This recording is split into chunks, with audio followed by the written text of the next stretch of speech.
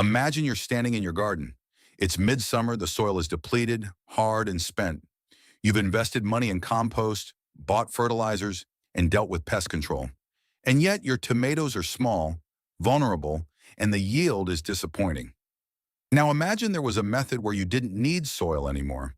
No soil fatigue, no soil-borne pests, no complicated crop rotations, just healthy, vigorous plants that yield 3 times as much as anything you've ever known. That's exactly what today is about, and that's exactly why some people would prefer to keep this information from you. If you stay until the end of this video, you will understand why soilless tomato cultivation isn't just a gimmick for tech geeks, but a serious, crisis-proof method for anyone who truly wants to become independent. Stay tuned, because by the end, everything will come together and you'll know exactly what to do next. We live in a time where food prices are rising, supply chains are becoming more fragile, and control over what ends up on our plates is increasingly in foreign hands. At the same time, soil quality is declining worldwide. Decades of intensive agriculture, monocultures, and chemical treatments have left many garden soils exhausted. Our grandparents still knew how fertile, healthy soil could be. Today, we often have to work with what's left over. The numbers are staggering. Scientists estimate that we've lost about a third of the world's fertile arable land in the last 50 years.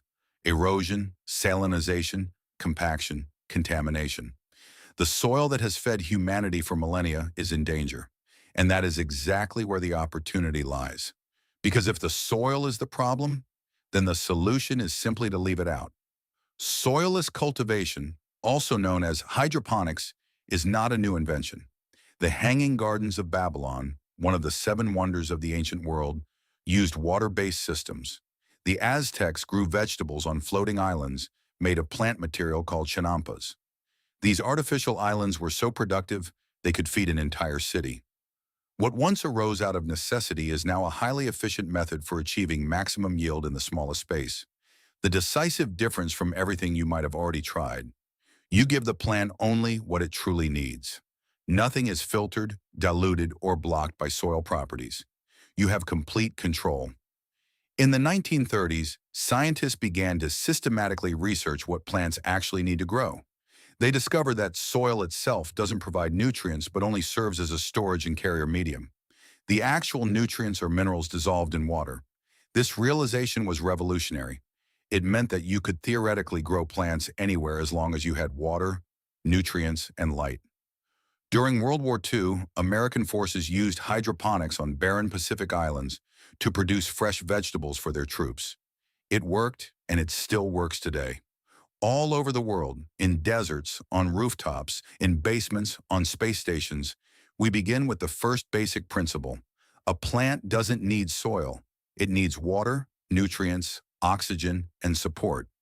Soil is just a medium that provides these things, but it's not the only option. Think of soil like a middleman, a broker. You put nutrients into the soil passes them onto the plant. But along the way, much is lost. Nutrients seep away, get washed out, bind to clay particles, or are consumed by microorganisms. In the end, the plant only gets a fraction. With soilless cultivation, you cut out the middleman. You provide a nutrient solution directly to the roots. It's like buying directly from the producer instead of going through 3 wholesalers. More efficient, faster, and more controllable. Concretely, this means you take a container that can hold water. This could be a simple bucket, a flower box, an old tub, or a professional hydroponic system. You fill it with a nutrient solution containing all the essential minerals: nitrogen, phosphorus, potassium, calcium, magnesium, iron, and trace elements. You can buy these solutions ready-made or mix them yourself. The plant sits in a supporting medium that provides no nutrients but offers stability: expanded clay pebbles, coconut coir, rock wool, perlite, or even gravel. The supporting medium is neutral, reusable, and provides support for the roots without restricting them. Let's dive deeper into the different supporting media, because choosing the right material can mean the difference between success and failure. Expanded clay pebbles, also known as hydroton or leca, are small fired clay balls with a porous structure. They are fired at over 1,000 watts, which creates small air bubbles inside. This structure makes them light but stable. They store moisture in their pores, but not too much. They allow air to pass through, which promotes root respiration. They are pH neutral and chemically inert, so they don't react with the nutrient solution. After each harvest, you can simply rinse, disinfect, and reuse them. A 50-liter bag of expanded clay costs about $10 to $15 and lasts for years, possibly decades. It's a one-time investment that pays for itself quickly. Coconut coir, made from the husks of coconuts, is an organic alternative. The fibers are washed, dried, and pressed into bricks. You soak these bricks in water, and they expand to 5 to 7 times their volume. Coconut coir has a fibrous structure that stores water exceptionally well, up to 8 to 10 times its own weight. This means you have to refill less often. It has slightly acidic properties with a pH of about 5.5 to 6.5, which is ideal for tomatoes. The downside, it slowly decomposes over 1 to 2 years and then needs to be replaced. However, it is biodegradable, sustainable, and can be composted after use. Rock wool is a mineral fiber product made from molten basalt rock spun into fine fibers. It looks like insulation wool and has similar properties. Rock wool holds an enormous amount of water, up to 90% of its volume, while simultaneously offering excellent aeration through its fibrous structure. It is sterile, free of pathogens, and widely used in professional hydroponics. Commercial tomato producers place their plants in rock wool cubes sitting on rock wool mats. The downside, rock wool is not biodegradable and must be disposed of as special waste. It can cause skin irritation during handling, so you should wear gloves. For beginners, I recommend expanded clay. It's forgiving, easy to handle, durable, and safe. Perlite is a volcanic glass that is heated and expanded. It forms white, lightweight grains that store water well and offer excellent drainage. It is cheap, readily available, and works well mixed with other media. The downside, it is very light and can float away during heavy irrigation. It is also dusty and can irritate the lungs, so be careful during handling. Vermiculite is a similar material, an expanded mineral with high water retention. It works well for seeds and cuttings, but is less suitable for mature plants as it can compact. Gravel or small stones are the oldest form of supporting media. They are heavy, stable, and infinitely reusable. You can collect them for free or buy them cheaply. The downside, they don't store water.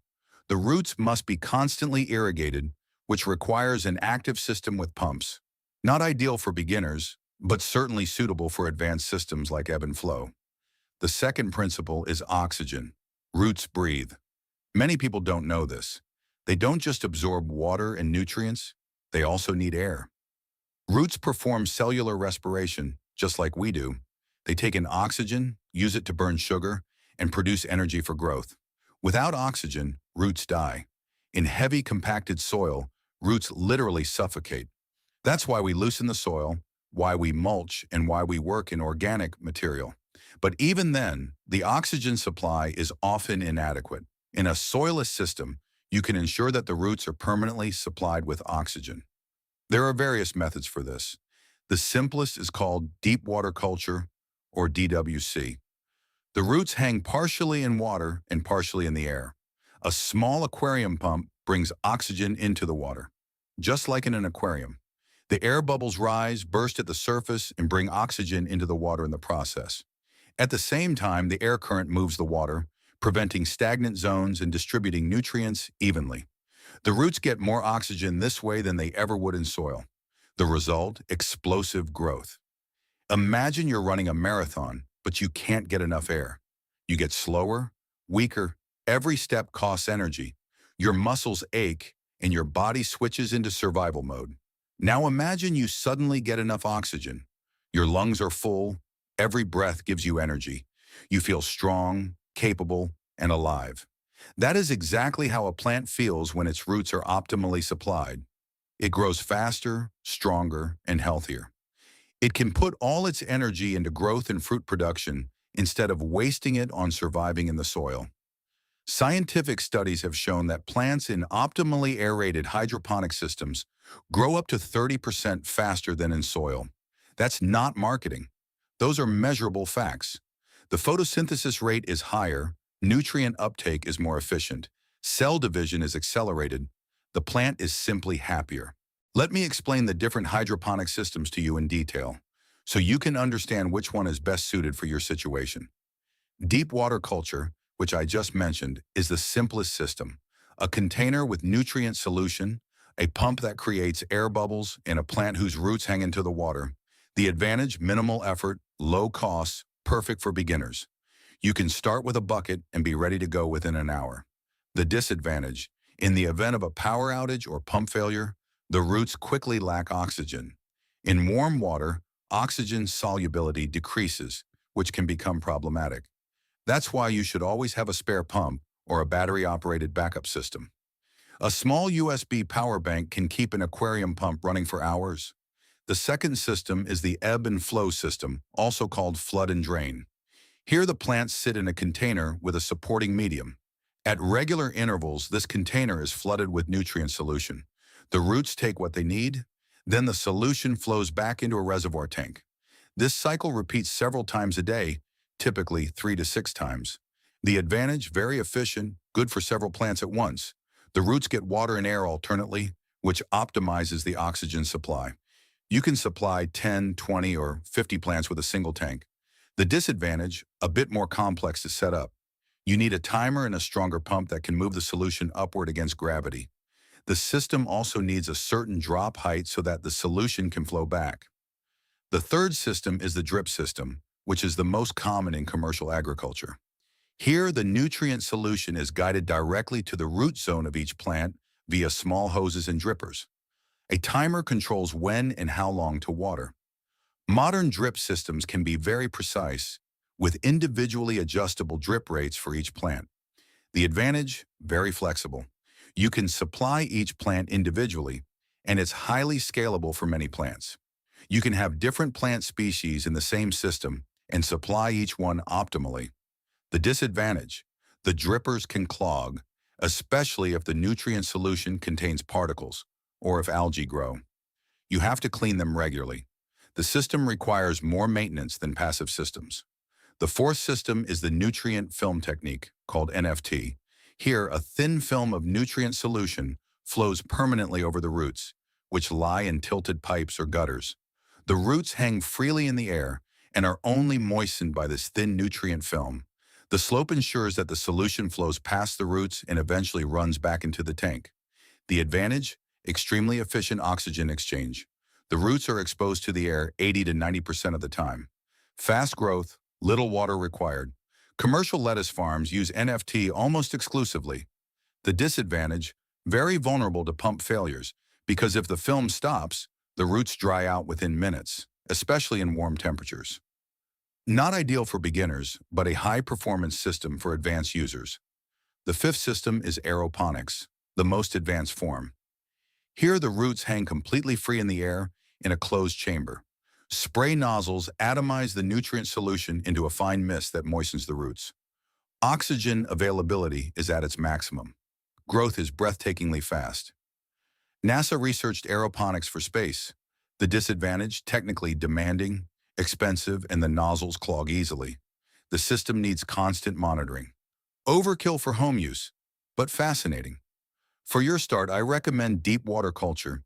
You need an opaque bucket with at least a 10-liter volume, preferably 15 to 20 liters. It must be opaque so that no algae grow. Black buckets are ideal. A lid, which you can make yourself from a board or an existing lid. An aquarium pump for about $10 to $15 with a power output of 3 to 5 watts. An air stone that distributes the air bubbles evenly for about $2 to $3. A hose to connect the pump and air stone, about 1 meter long. A net cup in which you place the plant, 8 to 10 centimeters in diameter. Expanded clay as a supporting medium, about 5 liters, and hydroponic nutrient solution. The total cost is around $25 to $30. For this amount, you can start immediately. The third principle is control. In the soil, you are always somewhat blind.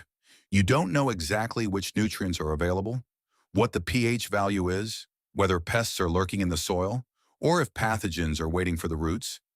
You work with guesses, experience, and luck. Even experienced gardeners never know 100% what is happening below the surface. In a soilless system, you have an overview at all times. You can measure and adjust the pH value. You can control the nutrient concentration. You can see the roots. You recognize problems early. You can intervene immediately. This control is not just reassuring, it is crucial for independence. Because those who have control are not dependent on the whims of nature, the weather, or soil quality. Let me show you how this works in practice. The pH value of the nutrient solution should be between 5.5 and 6.5. In this range, plants can optimally absorb all nutrients. The pH value massively influences the solubility and availability of nutrients. If the pH is too high, iron, manganese, phosphorus, and zinc are blocked. The plant cannot absorb them, even if they are present in the solution.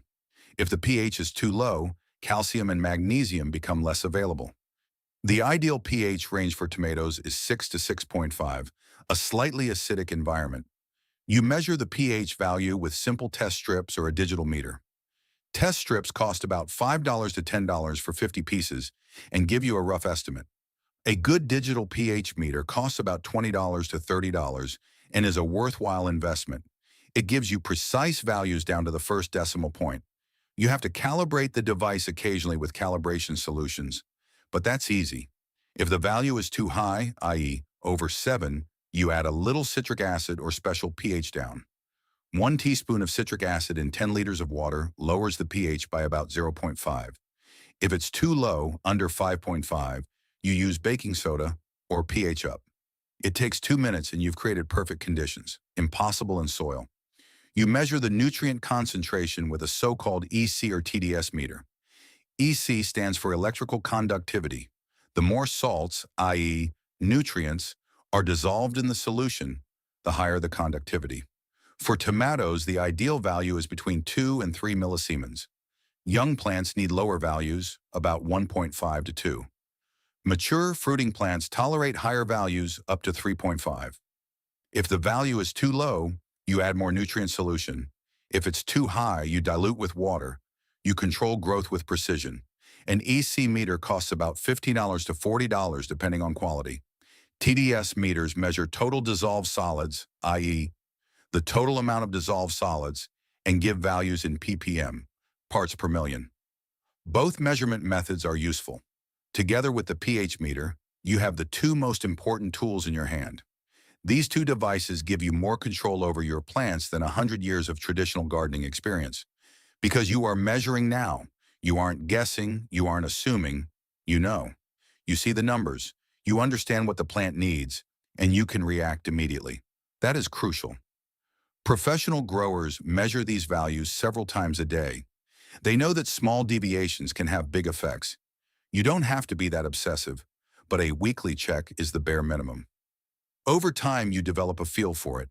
You'll recognize by looking at the plant if something is wrong long before it becomes critical. Let's talk about the nutrients themselves. What does a tomato really need? There are 3 macronutrients required in large quantities: nitrogen, phosphorus, and potassium, often abbreviated as NPK. Nitrogen is responsible for leaf growth, for that deep green color, for photosynthesis. Too little nitrogen and the plant stays small. The leaves turn yellow. Too much nitrogen and the plant produces only leaves, no fruit. Phosphorus is essential for root development, flowering, and fruit formation. It plays a role in the plant's energy metabolism.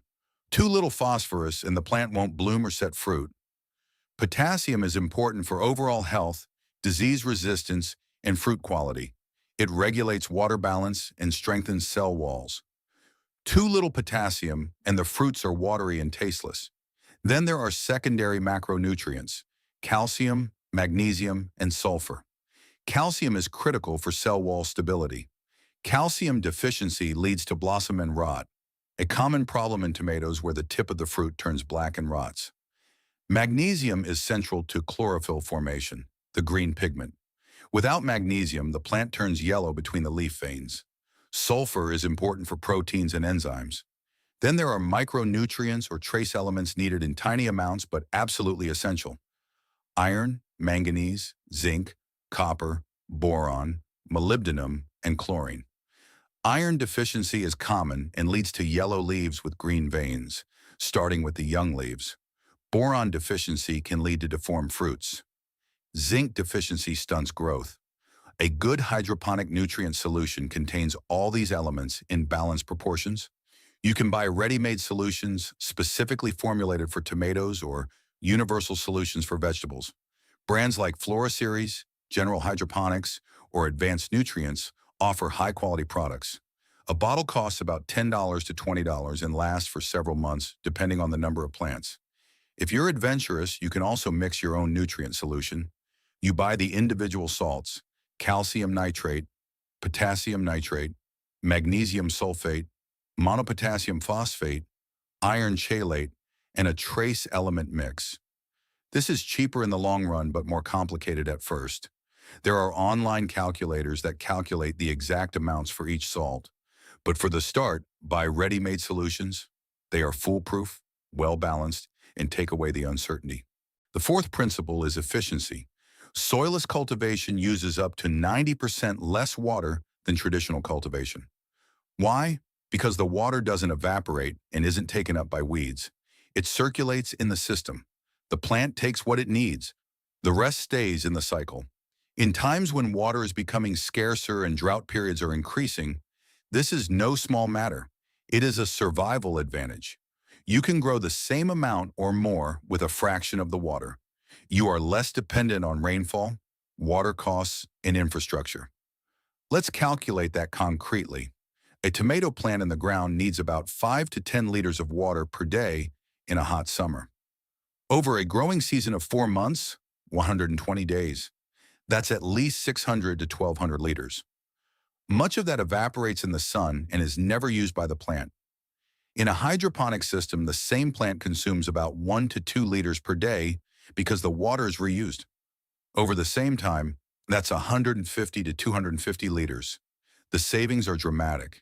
If you live in a region where water is rationed, where wells run dry, or where every liter counts, this is a decisive factor. In countries like Israel, where water is extremely scarce, hydroponics is the standard. They have developed methods to achieve maximum yield with minimum water. Entire farms in the desert produce tons of tomatoes, peppers, and cucumbers with water consumption that would be unthinkable in traditional agriculture. This technology is tested, proven, and available to each of us. At the same time, space consumption is minimal. You can grow vertically on balconies, in basements, in garages. You don't need a big garden, fertile soil, or garden beds. 1 square meter is enough for several tomato plants grown vertically. This means that even in the city, even in small apartments, even without land, you can produce a significant portion of your food yourself. That is true independence, that is sovereignty, that is security. Imagine a balcony 3 meters long and 1 meter wide, 3 square meters. You set up 3 deep water culture systems there. In each, a tomato plant grows vertically up a string. Each plant can produce 15 to 30 kilograms of tomatoes over the season. In good conditions, even more. That's 45 to 90 kili, conservatively calculated, from 3 square meters. Compare that with a traditional garden bed. You would need at least 10 square meters for the same amount, probably more, and you would have more work, more problems, and less control. The efficiency is incredible. In Japan, where land is extremely expensive, city dwellers have hydroponic systems on their balconies, rooftops, and in tiny backyards. They produce much of their own vegetables in one of the most densely populated regions in the world. If it works there, it works everywhere. The fifth principle is speed. Plants in a soilless system grow faster. Tomatoes can be ready for harvest in half the time. Why? Because they don't have to waste energy.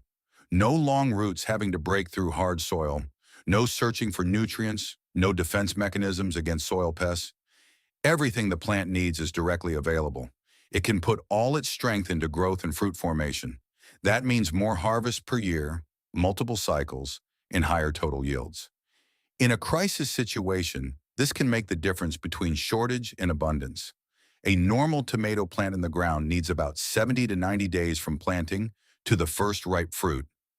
In a hydroponic system, you can reduce that to 50 to 60 days, sometimes even less for fast varieties. That's a 4 to 6 week head start. This means you can harvest earlier, you can manage more cycles per year, and you get results faster. If you start indoors in February with artificial light, you already have ripe tomatoes in April. In the store, tomatoes cost a fortune at that time, $5 to $8 per kilogram for quality produce. You produce them yourself for cents. This speed also gives you flexibility. You can experiment with different varieties, different methods, and different nutrient mixes. Every cycle is a learning opportunity. In 1 year, you can learn as much as others do in 5 years of traditional gardening. The sixth principle is disease prevention. Most tomato diseases come from the soil: fungi, bacteria, nematodes. They live in the soil, surviving there for years, sometimes decades, infecting every new plant. Crop rotation plans, companion planting, soil disinfection, all are attempts to control this problem, but it's a battle you can never fully win. In soilless systems, this problem doesn't exist. No soil, no soil-borne diseases. The nutrient solution is sterile. The supporting medium is neutral. The most common problems for traditional tomato growers, late blight, verticillium wilt, fusarium, are simply non-existent. Your plants are healthier, more resilient, and more productive. Let's talk about the most common tomato diseases and why they don't play a role in a hydroponic system. Late blight, Phytophthora infestans, is the nightmare of every tomato grower. A fungus that infects the leaves in damp weather, causing brown spots, weakening the plant, and finally making the fruits inedible. Historically, this fungus has wiped out entire harvests and was responsible for the Irish famine in the 19th century, which cost millions of lives. It comes from the soil, is transmitted by splashing water, and spreads through spores flying through the air. Once established, it spreads rapidly and can destroy an entire plantation within days. In a hydroponic system, there is no splashing water from the soil. The leaves stay dry. Spores have no chance to get from the earth to the plant. Even if spores are in the air, they need moisture on the leaves to germinate. In a controlled environment with good air circulation, leaves dry off quickly. That alone is a reason to switch to soilless cultivation. Verticillium and fusarium are soil fungi that infect the roots, penetrate the vascular bundles, clog them, and cause the plant to wilt. The plant can no longer transport water, even if there is enough in the soil. It wilts and dies, often starting from one side. These fungi can survive in the soil for decades as spores waiting for a host plant. Once infected, soil is practically useless for tomatoes and other nightshade plants. Professional gardeners then have to steam the soil, a complex and expensive procedure. In a hydroponic system, these fungi don't exist. The roots hang in sterile nutrient solution or clean supporting media. There is no source of infection. Your plants stay healthy year after year, cycle after cycle. Root knot nematodes are microscopic worms that infect the roots, forming galls that look like knots and inhibiting growth. The plant becomes weak, cannot grow properly, and is susceptible to other diseases.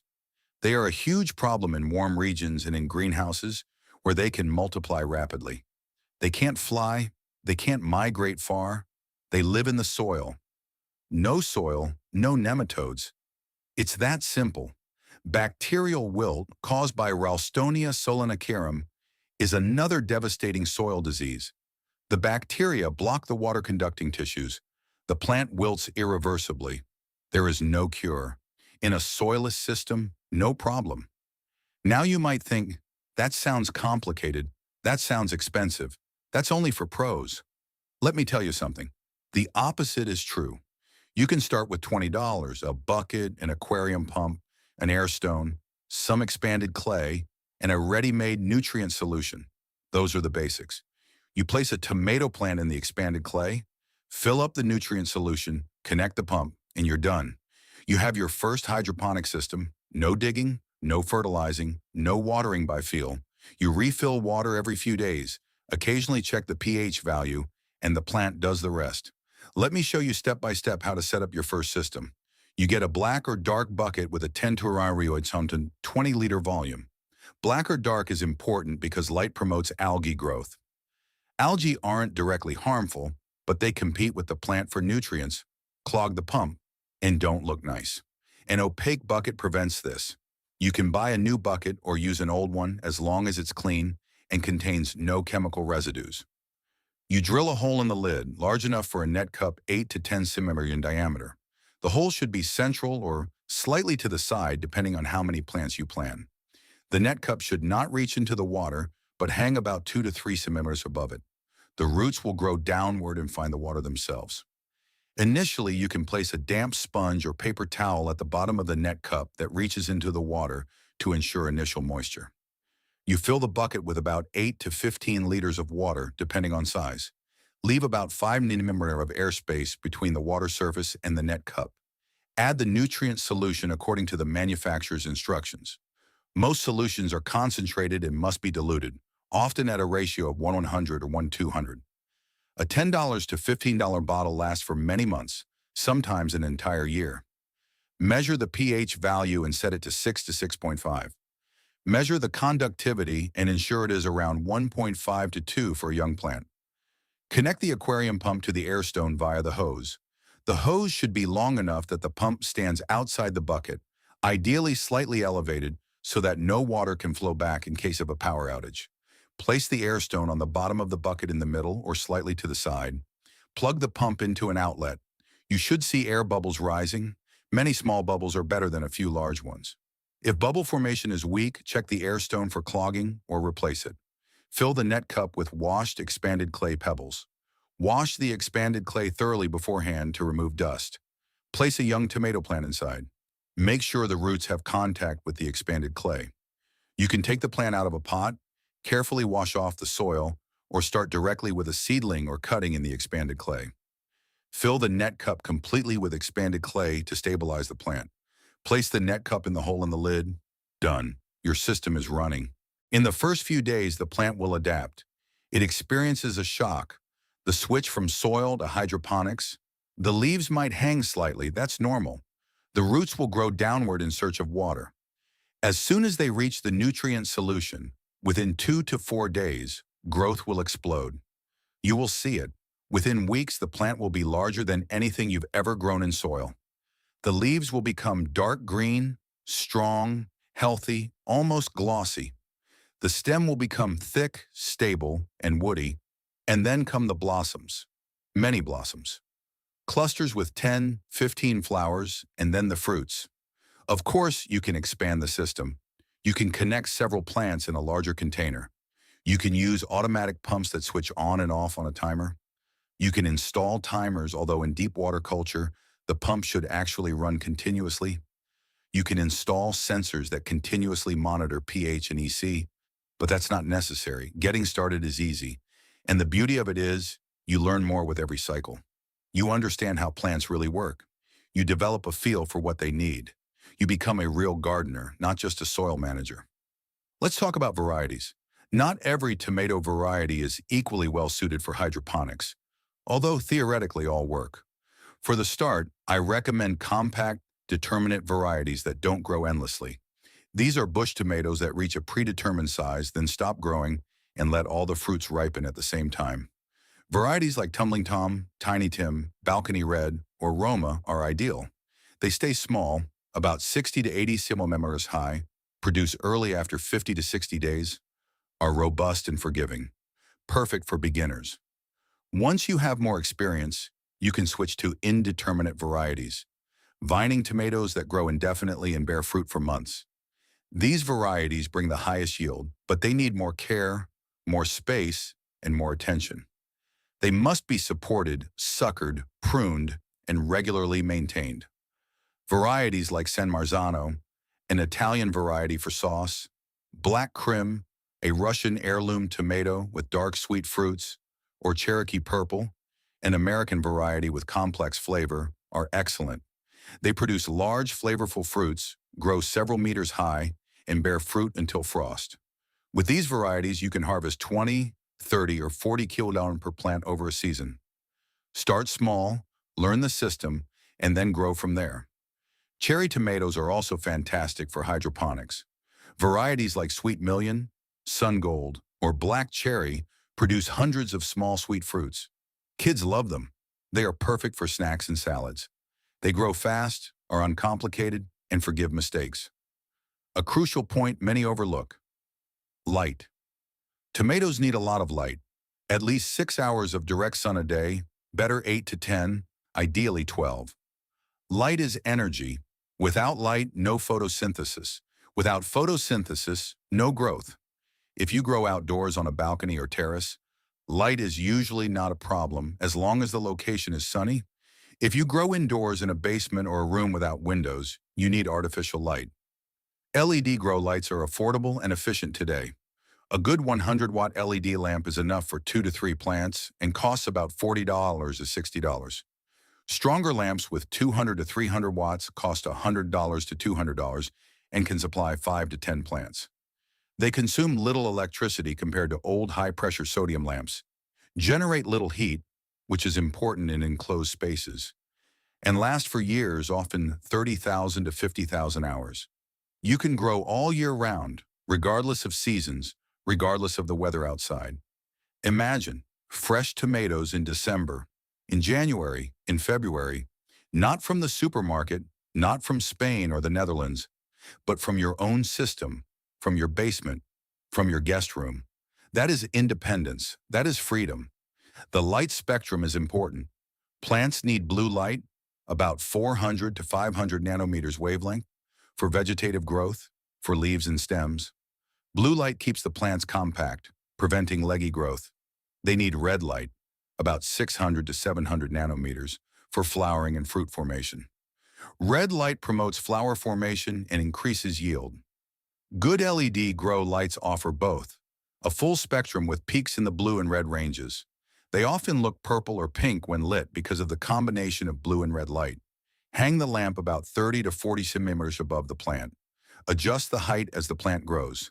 Too close and you risk heat stress or light burn. Too far and the plant won't get enough light. Let the lamp run for 14 to 16 hours a day, then 8 hours of darkness. Plants need a rest phase, just like we do. They perform important metabolic processes at night, repair damage, and prepare for the next day. With a simple timer for $5 to $10, you automate this. Set it once, and it runs without your intervention. Now we're putting everything together. You have a plant sitting in a neutral medium. You supply it with a perfectly balanced nutrient solution containing all essential elements. You aerate the roots with a simple pump that continuously brings oxygen into the water. You control the pH value and the nutrient concentration weekly, adjusting them as needed. You ensure sufficient light, either natural or artificial. The plant grows quickly, healthy, and strong. It forms flowers within weeks, then fruits. You harvest 3 to 4 times what you would have gotten in the soil, sometimes more. And all that with less water, less space, and less effort.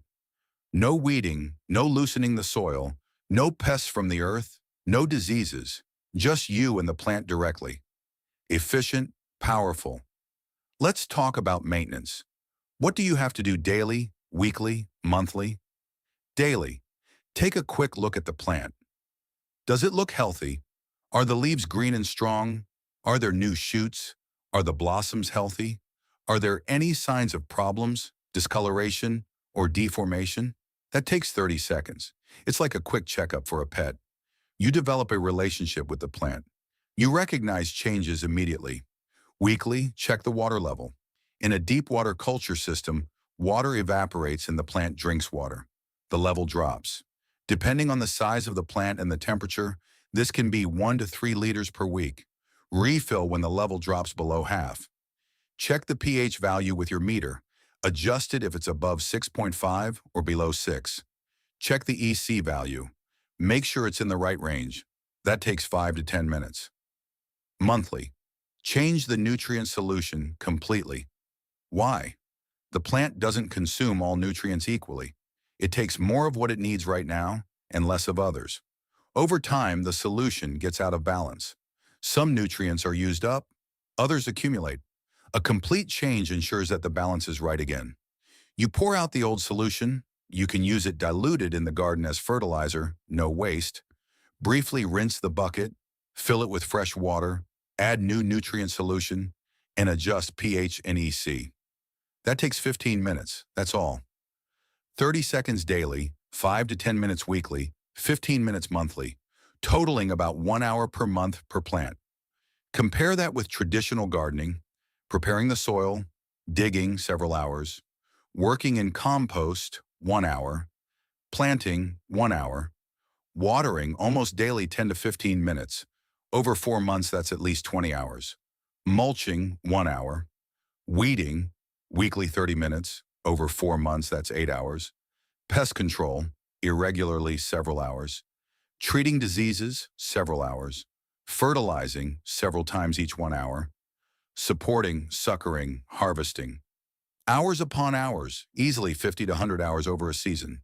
In a hydroponic system, you reduce the effort to a minimum and increase the yield to a maximum. That is efficiency, that is intelligent self-sufficiency. But it's about more than just tomatoes. It's about a principle. It's about understanding that the methods we take for granted are not without alternatives. It's about questioning old habits and finding new ways. Soilless cultivation is a skill that makes you more independent, makes you more crisis-proof, and gives you control in a world that is becoming increasingly uncertain. When food becomes scarce, when prices rise, when supply chains collapse, you are prepared. You have a method that works. You have knowledge that is valuable. You have self-confidence because you know, I can provide for myself. Let me give you a concrete scenario. Imagine there is a crisis, economic, political, a natural disaster, a pandemic. The supermarkets are empty or are rationing food. The neighbors are nervous, some are panicking, but you have your system running. Tomatoes, lettuce, herbs, maybe even peppers and cucumbers. All in hydroponics. Not in a huge garden, but in your garage, on your balcony, in a basement room. You've prepared, not just with canned goods that eventually run out, but with a system that produces, that keeps producing, that provides for you as long as you keep it running, as long as you have water, power, and nutrients. That is true preparation, that is true security. Many people think self-sufficiency means a large farm, acres of land, animals, and decades of experience. That is a misconception.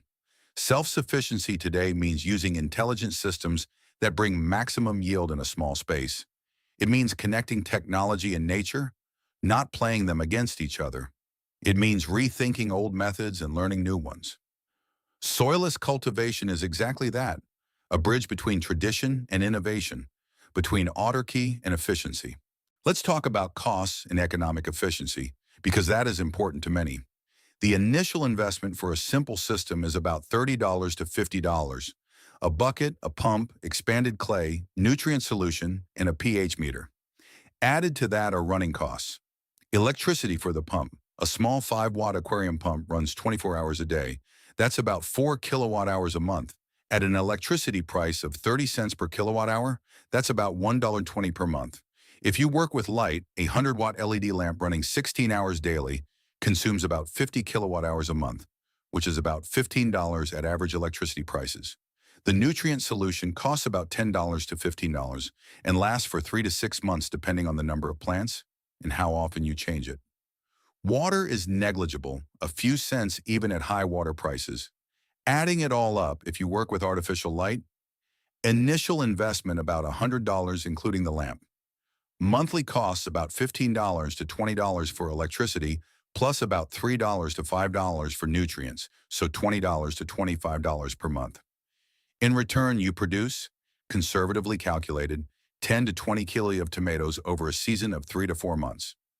Organic tomatoes cost about $4 to $6 per kilogram in the store. Heirloom varieties or specialized varieties often more, up to $8 or $10. So you produce tomatoes worth $40 to $120, or even $160 to $200 for specialty varieties. The initial investment pays for itself after the first cycle. The running costs are more than covered by the value of the harvest. From then on, you produce with a profit year after year. And with increasing experience, you increase the yields even further. 20, 30, or 40 kilodalars per plant are possible, but the true value lies not just in the money, it lies in the security, in the knowledge, in the ability, in the independence. Can you put a price tag on that? Can you put a price on knowing how to feed yourself in a crisis? On not being dependent on supermarkets, on imports, on a functioning system? I don't think so. This value is priceless. You don't have to be perfect. You don't have to implement everything at once. Start with one plant, with one bucket, with one experiment. Observe what happens, learn, understand, improve. After a few weeks, you will see how the plant reacts. You will make mistakes. That's normal. That's part of the learning process. Maybe the pH value is too high. Maybe the nutrient solution is too concentrated. Maybe the plant isn't getting enough light. But you will learn. You will understand what went wrong. You will correct it. And with every cycle, you will get better. With every harvest, you will become more confident. And eventually, you will look back and realize, I've acquired a skill that has made me more independent, that has made me stronger, that has given me self-confidence. Let's talk about potential problems and how to solve them, because preparation is power. Problem number one, the leaves are turning yellow. This can have several causes. Nitrogen deficiency. The lower, older leaves turn yellow starting at the tips. The plant grows slowly and is pale. Solution, increase the nutrient concentration slightly, add more nutrient solution, increase the EC value to 2.5 to 3. Iron deficiency, the upper young leaves turn yellow while the veins stay green, a characteristic pattern. Solution, lower the pH value to 5.5 to 6. Iron is blocked at higher pH values and becomes insoluble. You can also add an iron supplement, iron chelate. Overwatering, actually oxygen deficiency. The roots get too little air and slowly suffocate. Solution, increase the aeration massively. Install a second pump. Make sure the pump is working correctly and not clogged. Problem number two, the plant is growing slowly. Possible causes, too little light. Solution, move the plant to a brighter location, closer to the window, or install a stronger lamp. Lower the lamp closer to the plant. Temperature too low. Tomatoes like it warm, at least 15 degrees C, preferably 20 to 25, ideally 22 to 24. Below 10 degree, the plant stops growing completely. Solution, place the system in a warmer room. Use heat mats under the container. Insulate the container. Nutrient concentration too low. Solution, increase the EC value to 2 to 2.5. Add more nutrients. Problem number three, algae growing in the system. Green slime layers on the walls, on the roots, in the water. This happens when light gets into the water. Algae are photosynthetic organisms. They need light and nutrients. Algae aren't directly harmful to the plant, but they compete for nutrients. Lower the oxygen content at night when they aren't photosynthesizing and don't look nice. They can make the water cloudy. Solution, use an opaque container. Cover open spots with aluminum foil or black tape. Keep the system completely dark.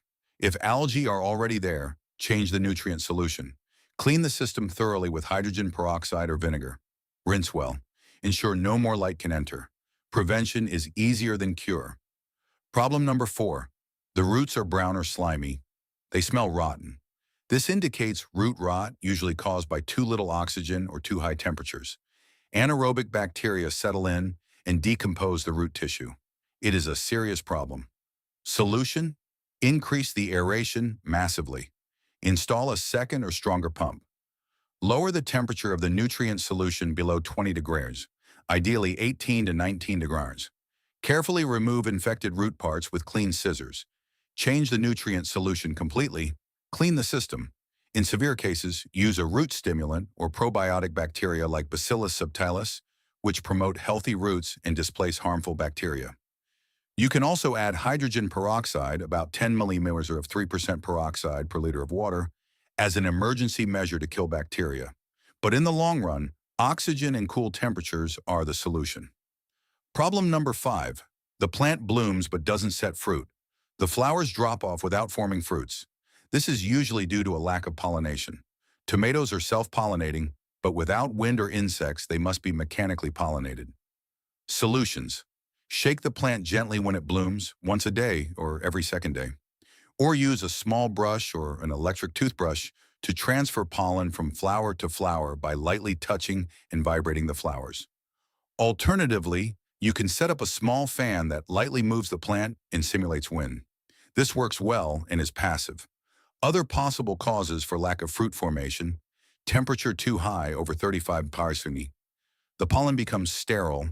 Solution, lower the temperature, improve ventilation, install a fan. Too much nitrogen, the plant produces only leaves. Solution, reduce the nutrient concentration slightly. Use a bloom and fruit formula with a higher phosphorus and potassium content. There's a reason why some people don't want to pass this information on. Whoever controls food production has power. Whoever controls the seeds has power. Whoever controls the distribution has power. A few large corporations control the global seed market, the fertilizer market, and the distribution chains today. They have an interest in you staying dependent, in you buying instead of producing. Soilless cultivation gives you back a portion of that power. You are no longer dependent on seed companies that only sell hybrid varieties that cannot be replanted. You can save seeds from your fruits, at least from heirloom varieties, and replant year after year.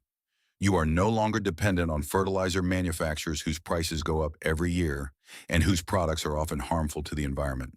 You buy simple mineral salts or ready-made solutions that last for years.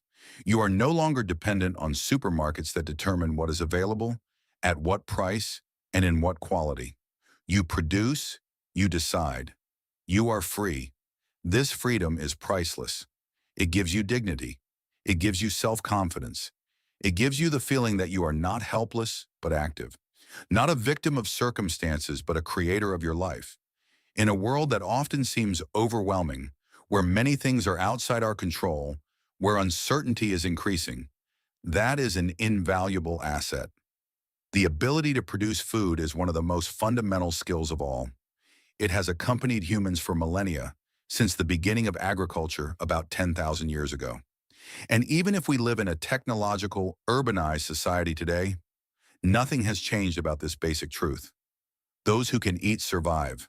Those who produce themselves live more securely, live more with dignity. Let's talk about scaling. You started with one plant, you're successful, you're enthusiastic. Now you want more. How do you proceed? The easiest way is to set up several individual systems. 3 buckets, 3 plants, 3 separate systems.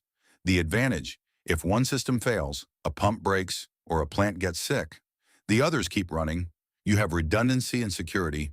The disadvantage, more pumps, more maintenance, more space. The more efficient way is a shared system. You connect several plants via pipes, or they stand in a common large container. They share a common nutrient tank and a common pump. This saves costs and reduces maintenance, but is a bit more complex to set up. An ebb and flow system is ideal for 10 to 20 plants. You build a large tub or bed, about 1 to 2 square meters, where the plants sit in pots or net cups with expanded clay. Below or next to it is a tank with nutrient solution, 50 to 200 liters. A pump moves the solution up through pipes, floods the tub to a certain height, and waits 10 to 15 minutes while the plants take what they need. Then the pump stops and the solution flows back into the tank by gravity. This happens 3 to 5 times a day, controlled by a timer. The plants get water and air alternately. The roots are optimally supplied, grow strongly, and produce a lot. Setting it up costs about $100 to $200 for a system with 10 plants, but the yield is enormous. 150 to 300 kilograms of tomatoes over a season. An NFT system is perfect for lettuces, herbs, and smaller plants, but also works for tomatoes if they are supported. You build sloped gutters out of PVC pipes or special NFT channels, about 10 to 15 cm wide. At the higher end, the nutrient solution flows in through small openings, forms a thin film at the bottom of the gutter, flows downward, and at the end flows back into the tank. A pump keeps the cycle running permanently. The plants sit in small holes in the gutter. The roots hang into the gutter and are moistened by the nutrient film. You can fit 50, 100, or 200 plants into a few square meters, stacked vertically in several tiers. Commercial lettuce farms use NFT almost exclusively, producing thousands of heads daily. You can start small with 1 or 2 gutters and expand indefinitely. Remember, every technique, every system used in large commercial farms today started small. Someone experimented, learned, made mistakes, improved, and scaled up. You can go the same way. You can start with a bucket today and in 5 or 10 years run a small farm, provide for your family, maybe even your neighbors, and perhaps even build a small business. You can produce food for your family and eventually for your neighborhood or your circle of friends. You can pass on knowledge, show others how it's done, and offer workshops. You can become part of a movement that puts food security back into the hands of the people, promotes decentralization, and builds resilience. I want you to leave this video with one clear realization. Soilless tomato cultivation is not complicated. It is not expensive. It is not just for experts or pros. It is a method that anyone can learn who is willing to question old thought patterns, find new ways, and experiment. It is an investment in your future, in your security, in your independence.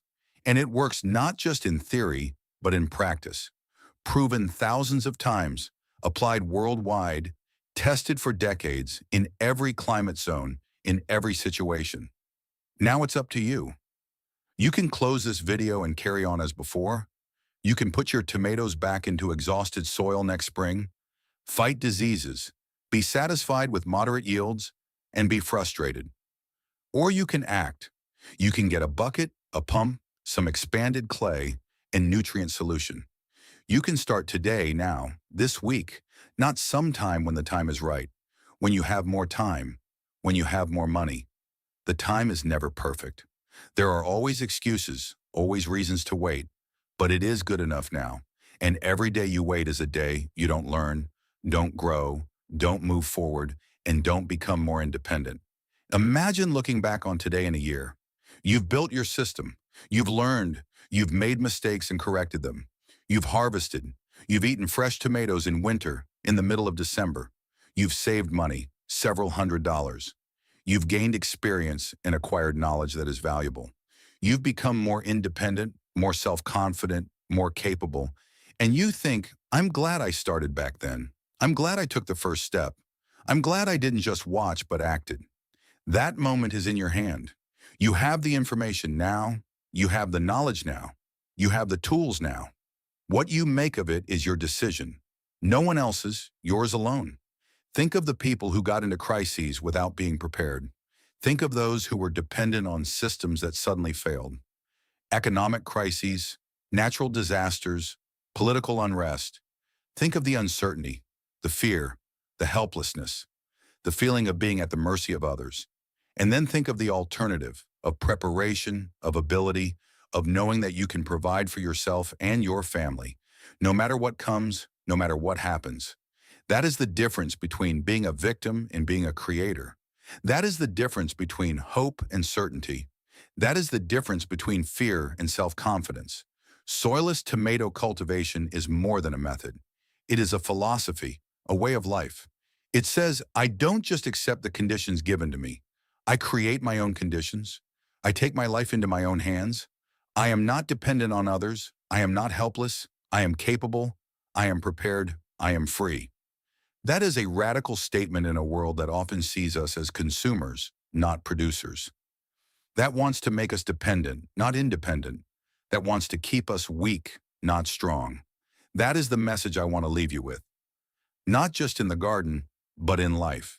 Question conventions. Search for better ways. Learn, experiment, grow.